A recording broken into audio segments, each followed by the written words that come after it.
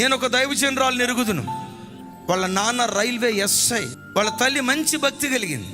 ఆ తల్లి దగ్గర కొంచెం భక్తి నేర్చుకొని రైల్వే ఎస్ఐ కడుపును పుట్టిన బిడ్డ 15వ ఏట యేసుక్రీస్తును స్వరక్షకునిగా అంగీకరించిన తొలి దినాల్లోనే పరిశుద్ధాత్మ అభిషేకాన్ని పొందుకుంది.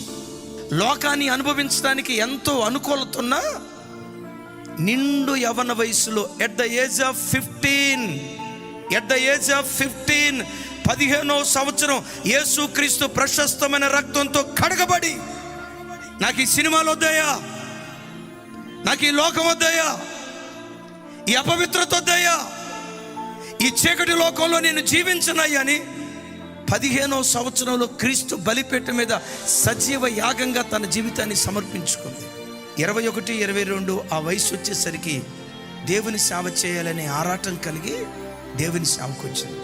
21వ ఏట దేవుని సేవకు వచ్చిన ఆ దైవజనురాల్ని ఈరోజు వేవేల కొలది ప్రజలకు తల్లిగా దేవుడు ఆ బిడ్డను అభిషేకించాడు. ఆ యవన వయసులో క్రీస్తు బలిపీఠం మీద పెట్టబడిందే, ఆకాశమందలి దేవుడు దాన్ని చూశాడు.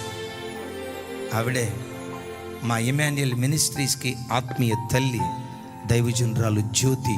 ఈరోజు దేవునికి మాటిస్తున్నానయ్యా, యవ్వన కాలపు క్రొవిన పొట్టేలుగా నా జీవితాన్ని ప్రభువుకు సమర్పిస్తానయ్యా అని ఈ రాత్రి ప్రభువుకు నీ జీవితాన్ని సమర్పించగలిగితే, ఈ దైవజనురాల్ని దేవుడు వాడుకున్న దానికంటే, ఈ దైవజనురాల్ని దేవుడు ఆశీర్వదించిన దానికంటే మిమ్మల్ని ఎక్కువ భాగ్యంతో నా దేవుడు నింపునుగాక.